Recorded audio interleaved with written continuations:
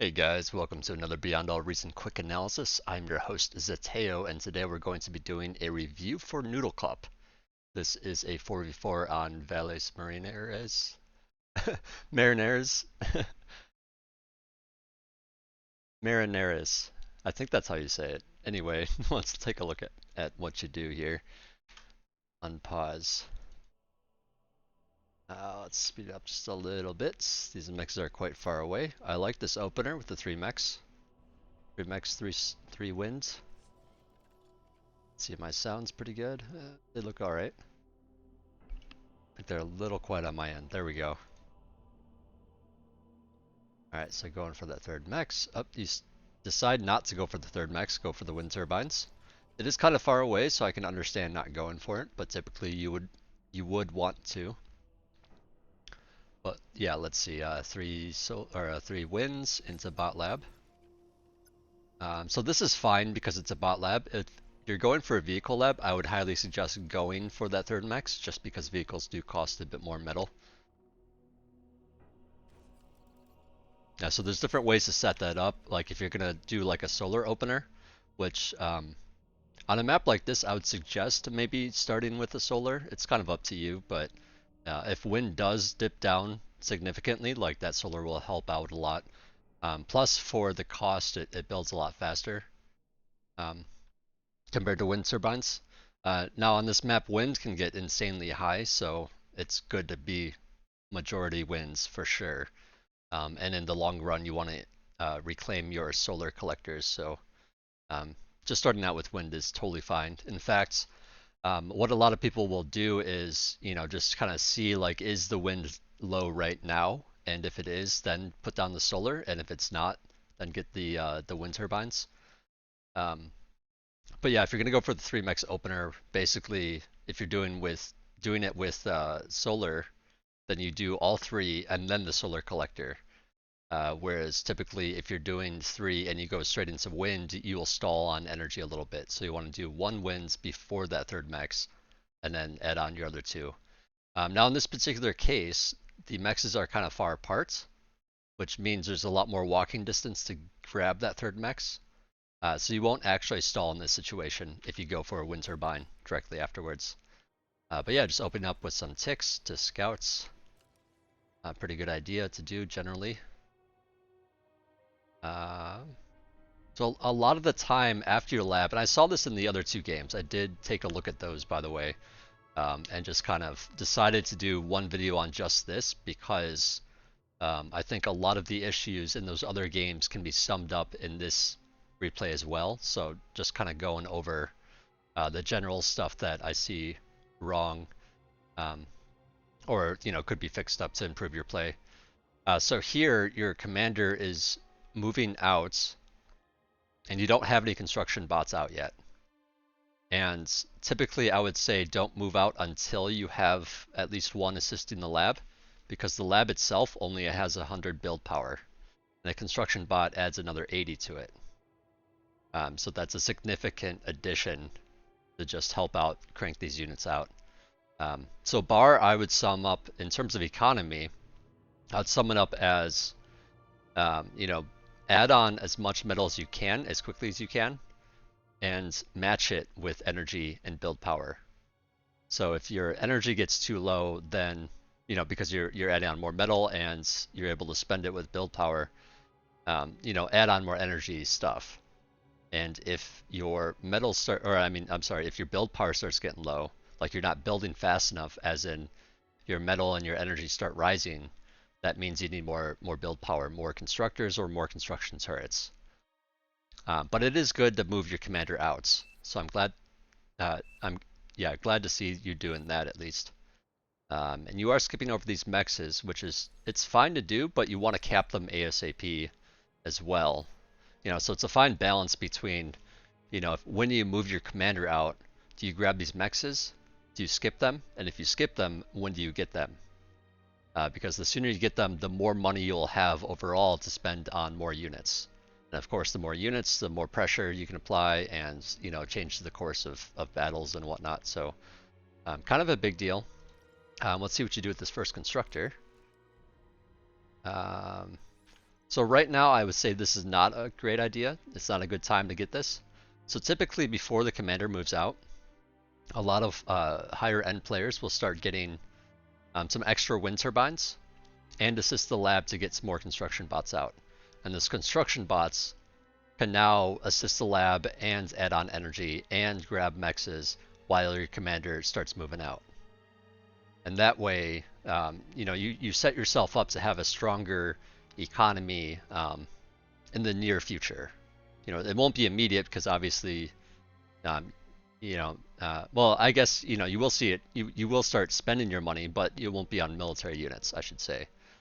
So it's kind of like the difference of like you can spend a bunch to get pawns out immediately, or you can spend on construction bots to get more pawns out, in like a minute or two, which is usually what you'd want to do because having a bunch of military out, bunch of units out right now is not necessarily going to help you.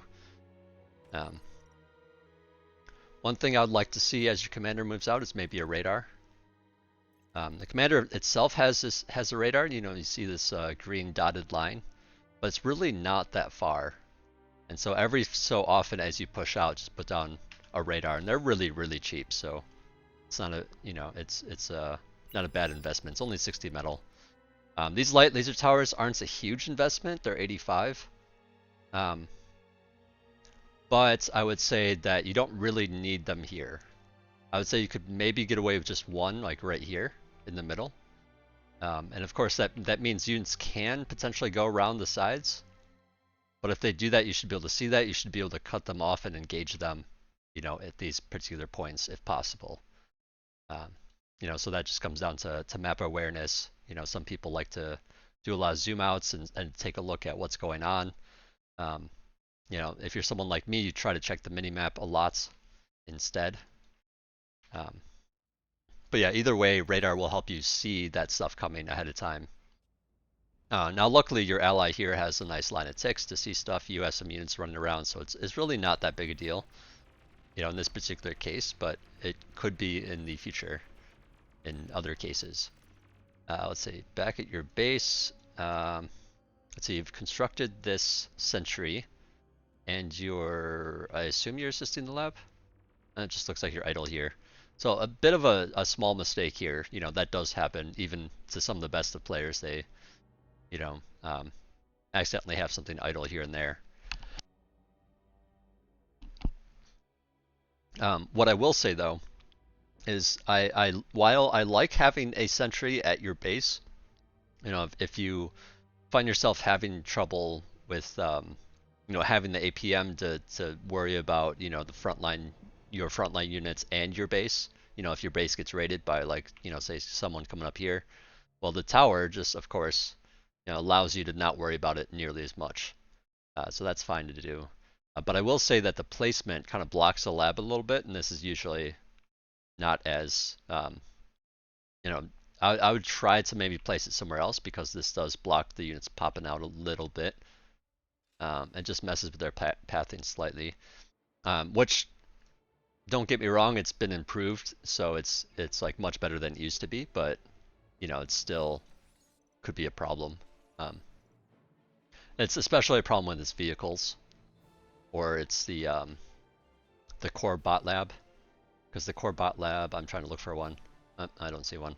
Because the core bot lab has like bigger walls that obstructs the unit coming out, so this would be a bigger deal then. Here I see you adding on some more wind turbines, which is great.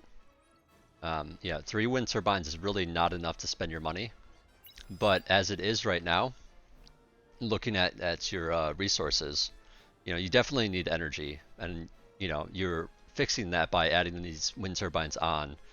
I would suggest trying to anticipate that need and try to add them on a little bit sooner.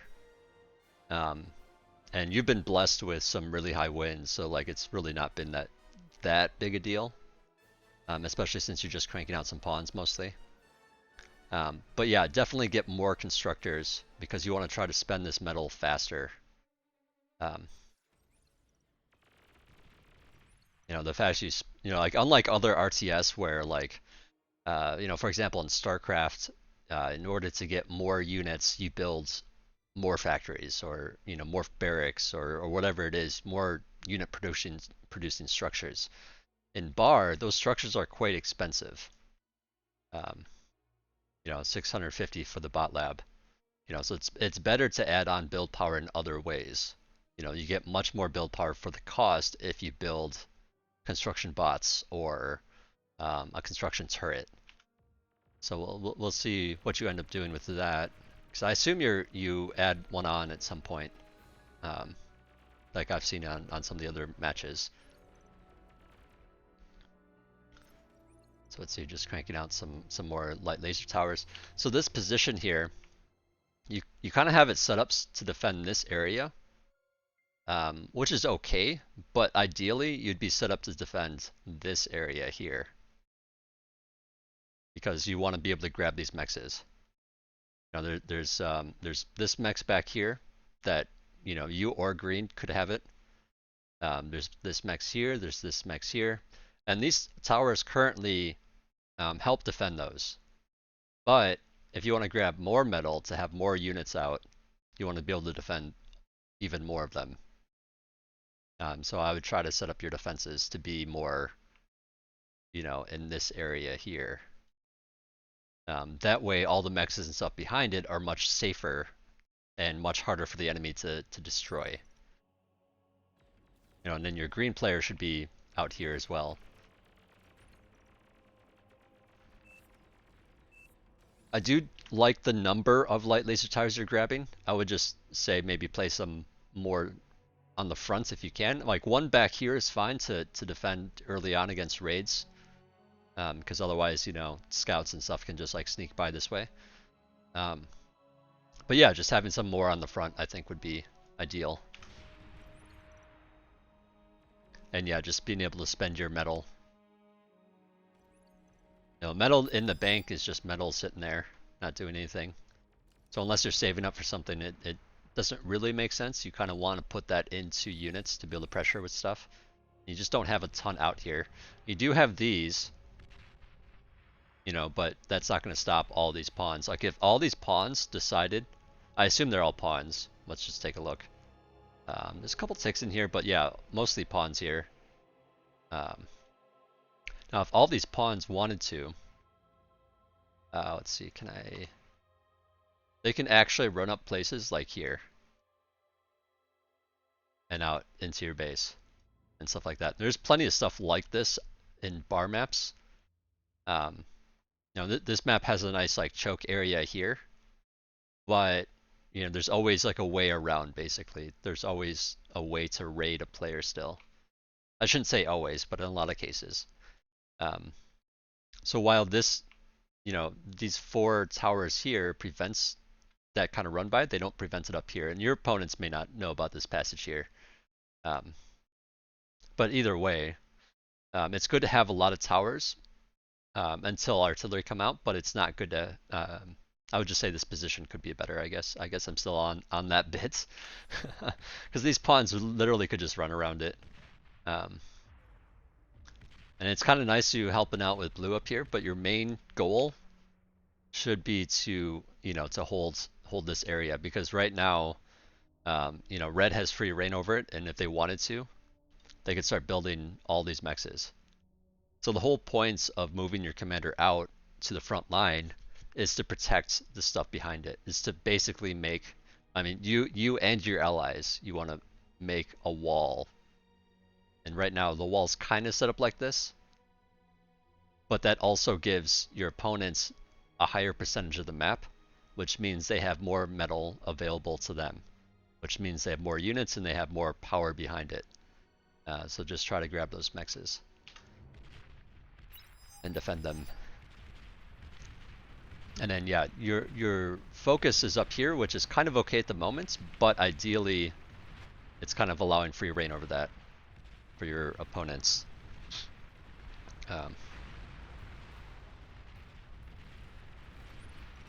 See, blue, don't die.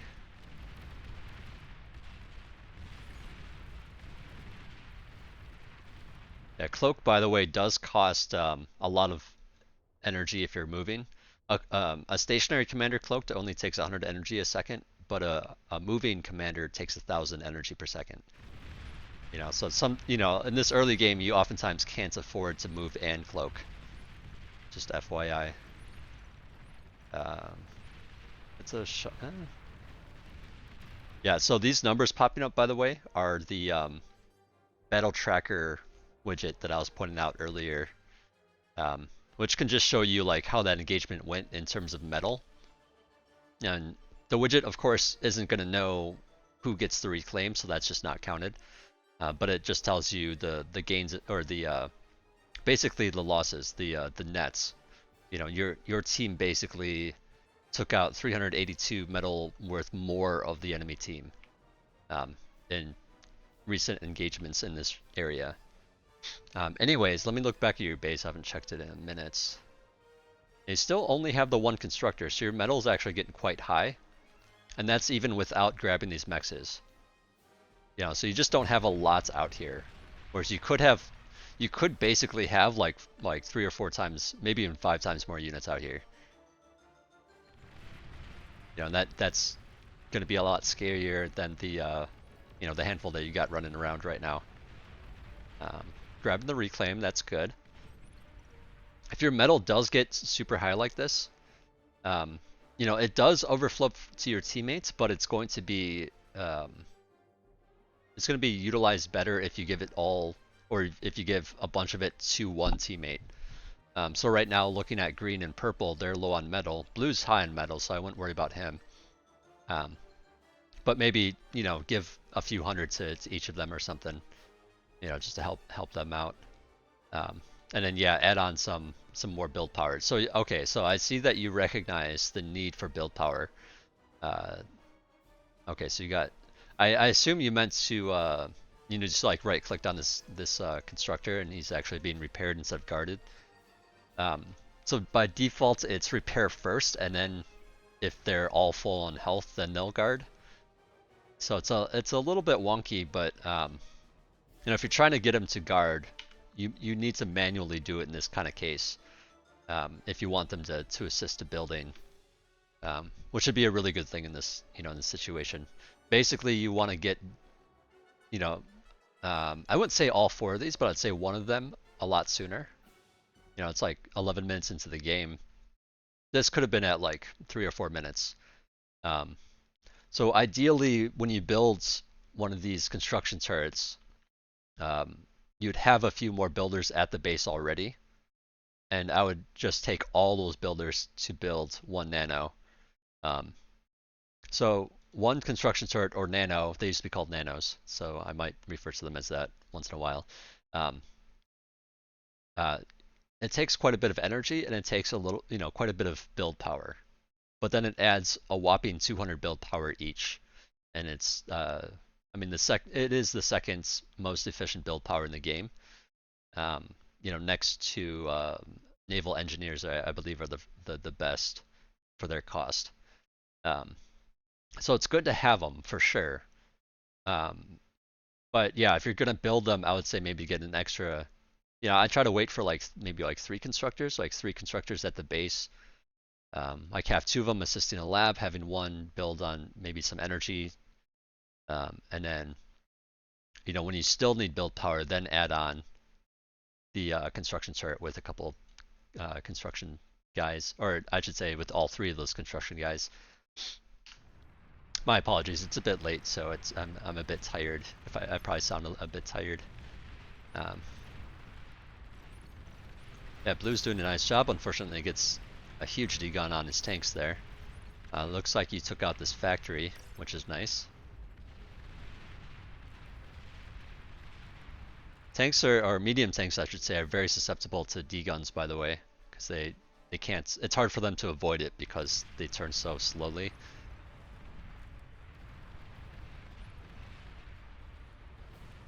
Oh, I hear some bombers going around.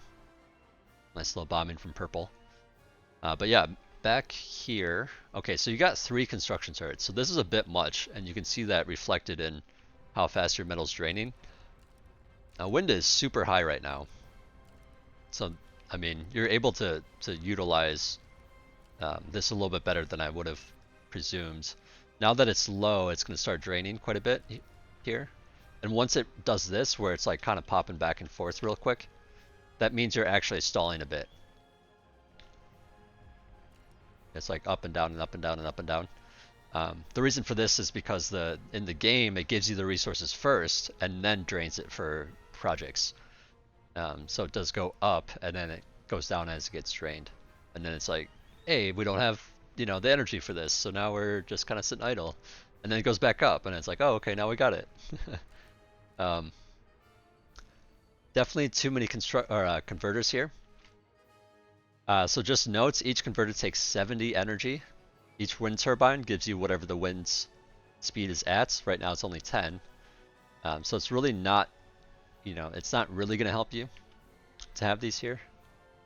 It's kind of, it's easy to underestimate how many wind turbines you actually want because of how dynamic it is. But yeah, you generally need a lot of energy.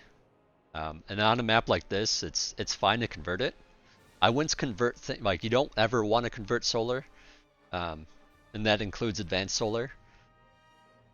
But you can convert winds, but it does take time to pay off. And even if the wind's at 20, it's going to take like 3.5 wind turbines to even equal out one converter. So the fact that you have 4 of them, that's let's see, 4, 12, 14-ish wind turbines. Kind of a lot. And you certainly don't have that considering that you're also spending it on the lab. So just know that when you do add on converters, you want to add them on a bit slower. You don't want like to make like 6 at a time or something. You want to make like 1 at a time. Men are still eating metal. But yeah, you definitely need energy, and you need it so badly at this point. And that's mostly because you're able to actually like utilize it, or utilize your resources with these construction turrets.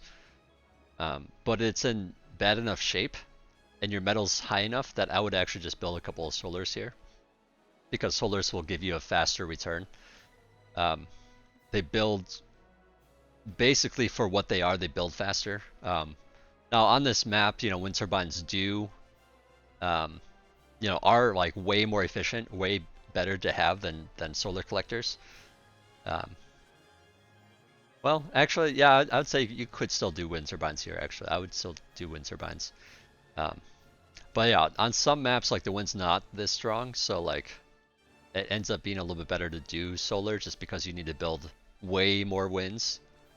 Whereas here you only need to, it's much more comparable to the energy that you would get from a solar in terms of the build cost of the building itself. I hope that makes sense. I mean, let me say this one more a different way. So on a lot of maps, wind is not this crazy, and like actually right now around 9.4, like it breaks evenish. With or no, that would break even with. I'm misremembering. I apologize. I was thinking of tidal power instead of solar. But basically, solar builds a lot faster than than wind in most cases for how much energy you get. But in this case, since wind is so high, it's probably about the same, and so it's better to just do the winds because the winds cost way less energy or way less metal. But either way, the point is you need more energy, and so I'd keep adding it on, especially if you're planning to convert some of it because you can't quite utilize it. One of the things with your commander, where is he? Oh, he's all the way out here now. It's good that you're scooping up this metal, but building the mexes is actually even more important. And you still haven't grabbed any of these mexes here. So even though your metal's super high, okay, you did grab that one, so that's good. But yeah, your metal's super high, and you might be thinking to yourself like, oh, I don't really need the metal. Well, if the metal is Like even if it starts to go up just even a little bit, I would build more build power. And in your current state, that would also mean building more wind turbines to utilize it. I hope that makes sense. The whole point is to balance it out so that you can drain your metal. And that's kind of the focus of the video here and the focus of what I want you to work on, because it's a very key importance fundamental of Beyond All Reason is to just spend it, because having less units out basically just is less units. You could have a lot more just by spending it. Alright, so here you decide to spend it on T2. I'll tell you right now, you do not have the energy for it. You can maybe produce this, but while producing units and stuff, like, it's just going to be a huge strain on energy. So all your production is going to slow down because of this, because it's getting split into this lab as well as all the other units. Let's see, let's go to 1x speed. Actually, I think it was on 1x speed. With the wind picking up a little bit, it's kind of okay-ish, because this is being slow built. But once it's done, it's like you're not going to have the energy for the stuff from it. Like, these cost a lot more energy than T1 units. 6,000 for a simple welder, 6,000 for a hound. Compared to T1 stuff where it's like 3,000, 1,000, 1,000. Pawns are 1,000. So it's going to drain a lot more, basically, once you start like actually utilizing it, especially with T2 mexes, because they cost a lot more energy as well. So the other thing to note with T2 is instead of building the lab yourself, you can like give units to players, and you can't see it on this UI right now because I'm in spectator, but basically there will be 3 buttons on the side for sharing metal, energy, and units. To share units, you just double tap on the one next to the player you want to share it with. And in basically any case that you're thinking about building a T2 lab, you basically should look around and see, does anybody else have a T2 lab? And this is something I see fundamentally wrong on for a lot of players at lower levels, is they'll just build their own T2 lab. But the thing is, the lab itself costs an arm and a leg. It's 150,000, or I'm sorry, 15,000 energy, and 2,900 metal, which is the bigger deal. So it's going to very quickly drain your metal, and it's going to slowly build. And during that whole time that you're slowly building it, all your units are going to come out slower, all your structures are going to be built slower. There's plenty of reclaim for you to get, and you are adding on these extractors now, so that's good. So you will kind of have the metal, and it's, if you were the first person to go T2, this would be a reasonable time. But since everybody else already has T2, I guess excluding purple, but yeah, green and blue both have T2. You could ask one of them for a T2 constructor. And with that, instead of building the lab with your crappy T1 mexes, you could get a constructor, send it over here, start upgrading your mexes to T2. And on T2 mexes, bring in 4 times the metal as a T1 extractor. So you upgrade, some of those, and then with your metal income much higher, being 4 times higher, or nearly 4 times higher, because you might not wait for all these other mexes to get upgraded. You can slap down a T2 bot lab or vehicle lab or whatever you want to do, because if they give you, say, like you got a constructor from blue, well, now you have the option to do vehicles as well, because these T2 constructors can also build the T2 advanced vehicle lab.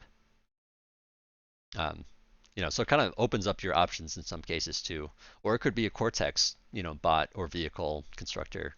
It just kind of gives you some options doing it that way too. But basically, one of these constructors is like 400. It's like 500, 550 for a vehicle one. I believe it's only 430 for a constructor, a bot constructor. But yeah, basically what I'm saying is you could pay blue and say, pay him like 500 or 550 if you want to be exact, metal, and say like, hey, could I buy a T2 constructor from you? And that way you can, get your economy rolling um, much faster instead of waiting for this lab to be built, essentially. And then with that, you can crank out way more units with your T1 lab, or you could crank out more units with your T2 lab, or I'm sorry, build the T2 lab. Um, but either way, you're going to want some more energy as well. So that's kind of one of the big highlights here too. Yeah, I hope this stuff makes sense. Of course, ask questions if you have any. Um, yeah, you've been doing some resurrecting on the battlefield here, so that's great. T2 lab, eventually. I'm speeding it up because this takes a while. And it doesn't need to.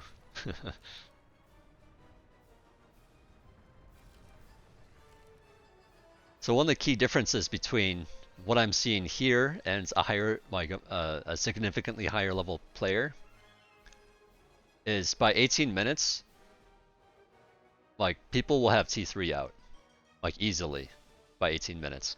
Um, it'll already be past the T2 stage, and so I'm trying to help you get that stuff on track to be faster.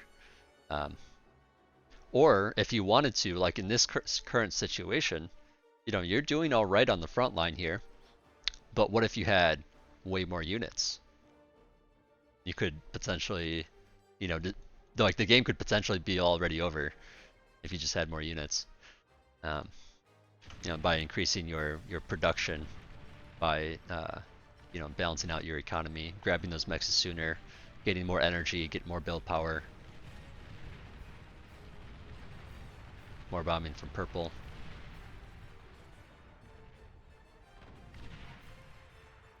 I have some I don't know. For me, hearing bombers is something because it's either like oh, my team's doing something or the enemy team's doing something, and it just like puts me on. I wouldn't say puts me on edge, but like gets me kind of excited, I guess. Just like what's going on, makes me alert.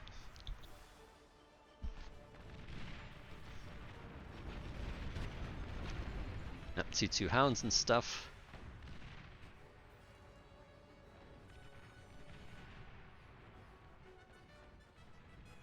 Funny seeing whistlers just sit here picking this off.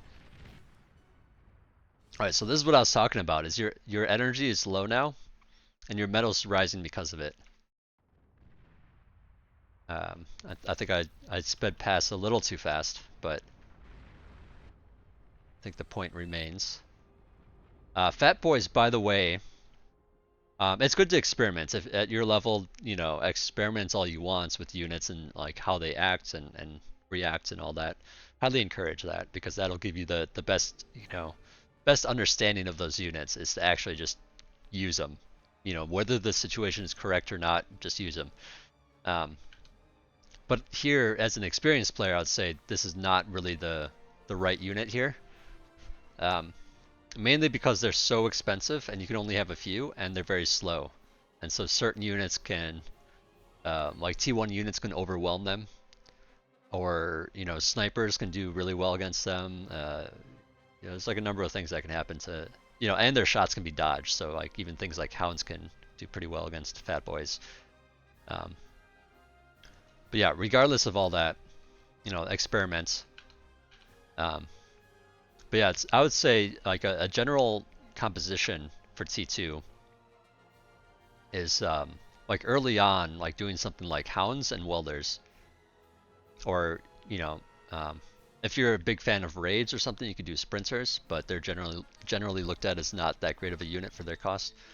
They're like a super pawn. They just like run around and they're extra fast and do extra damage. But yeah, hounds and welders are a great addition here, or a great composition to have here. Mix in something like a radar bot and a jammer will help you a lot too. Jammers, by the way, very, very good unit to have. Oh, there's a couple things I missed I need to talk about. But yeah, jammers. Let's see, is there a jammer around? No, this is just the red line from the cannon. Um, oh no, you do have a jammer. Okay, never mind. Jammers and radar is very good to have. You know, to make it so the enemy can't see you while you shoot at them, essentially. Um, but I wanted to talk about this as well. Now, I missed it. I saw it when I looked at this replay earlier. But basically, gauntlets and agitators are basically things that you don't really want because they cost so much money. They cost an arm and a leg. They cost a third or so of yeah, I think it's exactly a third actually. Let me see. Where's your builder? It's a lab. Oh no, it's not a third. Well, so a T2 lab is 2,900, and a gauntlet costs 1,300, or no, it's 1,250 for the Armada one. Um, so it's kind of a lot of metal. Same thing with the Overwatch. The heavy laser tower, as they call it. It's really not that heavy. It's really not that useful for how much it costs. Um, you know, they're great at having long range, but um, for an army that's incoming, they don't really actually do a lot. It's more for controlling a space and just making it so that the enemy can't park units around that space. Um, they do not do anything to prevent an enemy from just rushing in and killing it and killing all your stuff.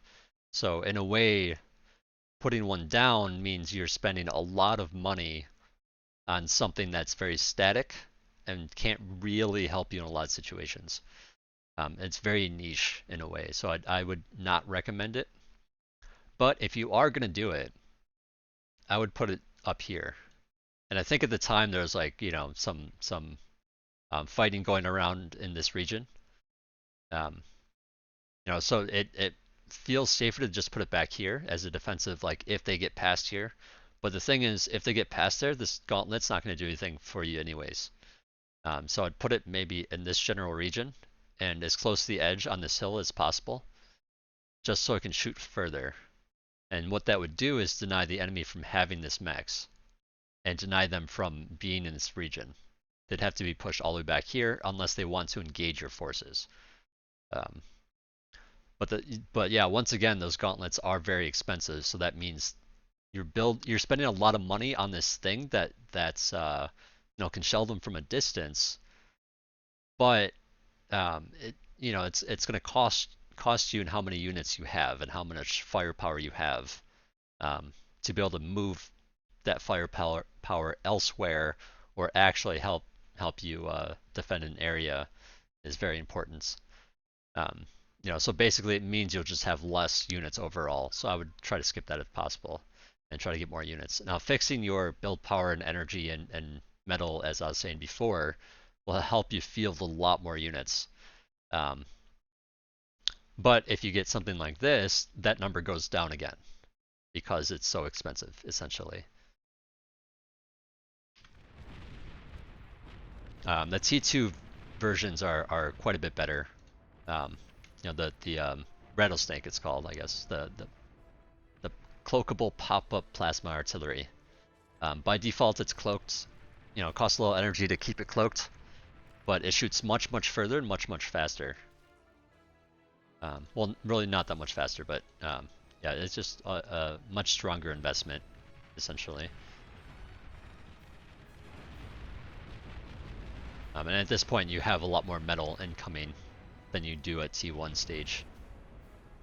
This is a bit much. So these annihilator or these pulsars are very energy intensive. They cost a ton of energy to produce, but then they also take energy to fire. So at the bottom below where my cursor is, it says energy shot 1500. So every shot that it makes costs 1500 energy, which is, you know, it's not a lot, but it's not nothing. I mean, it's kind of a lot given the situation, right? Because you only have a max of 1500. So one shot would deplete everything. So basically, once this is up, given your current storage of energy, and in fact, this pulsar will add another 1,000 energy storage. But you know, if it didn't add that 1,000, it would deplete your entire energy bar in one shot.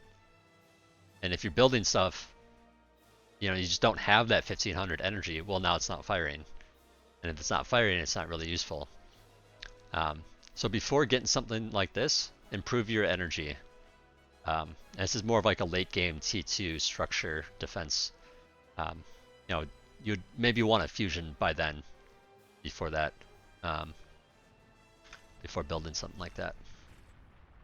But yeah, now that you have these mexes upgraded that are closer to your base, I would consider a fusion, or actually on this particular map, I would just keep adding on wind turbines. And at this stage, you should be adding them on quite quickly, because you need a lot of turbines to add up to what you need for T2, essentially. Even on, you know, 20 wind power right now, you're stalling on energy a bit here. Also, and this is without even building at your lab, isn't it? Oh yeah, the other thing I wanted to point out that I forgot to mention is when you get the T2 lab and start upgrading mexes, and you need energy, or I'm sorry, you need metal, reclaim your T1 lab. That would also be the time to look for other things to reclaim, like basic solars.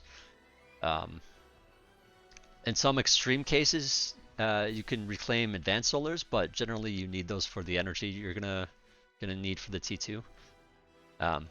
So when you reclaim stuff, you get 100% of the metal back. Whereas if you reclaim a wreck, it's like 60% if it's a big wreck. But yeah, if it's a living thing, then it's 100%. So I would reclaim this bot lab to get that metal back. You can put that metal from the lab into the T2 lab to get it faster. And that's like, you know, in those situations where you need to build the T2 lab, or you're the first one to build it or something like that.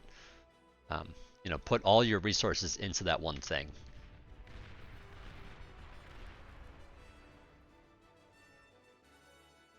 I feel like I've given you a lot to look over at this point already, so I might cut the replay short here.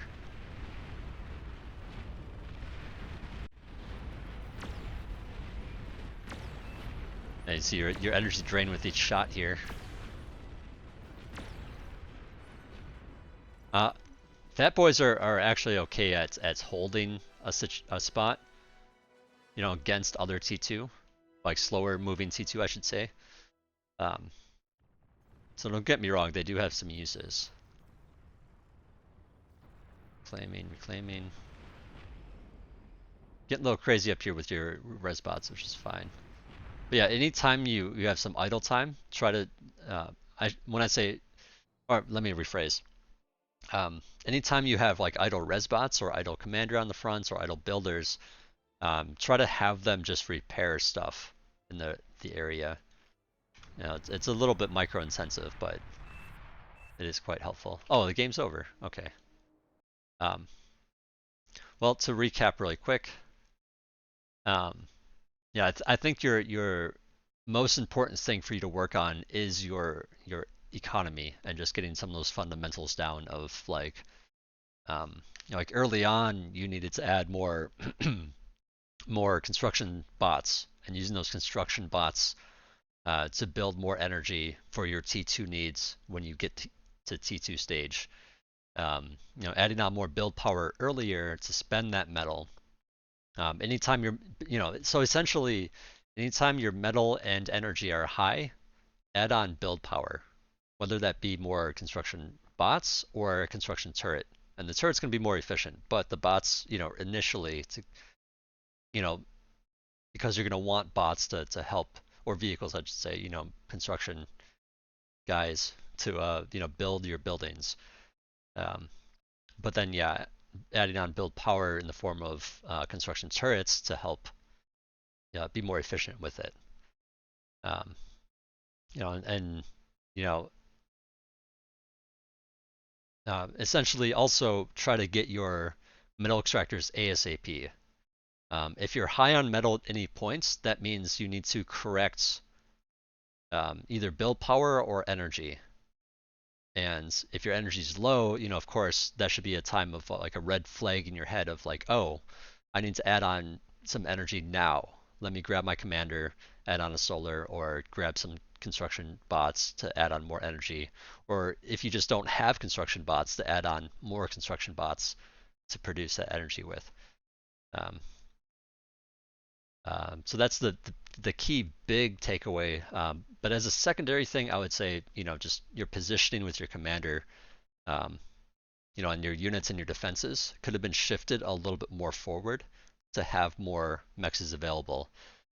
In fact, that's actually the biggest reason for um, you know, pushing your units forward in the early stages of the game is to be able to control more lands in order to you know, be able to build those mexes safely and prevent raids by, you know, filling those gaps and having units along.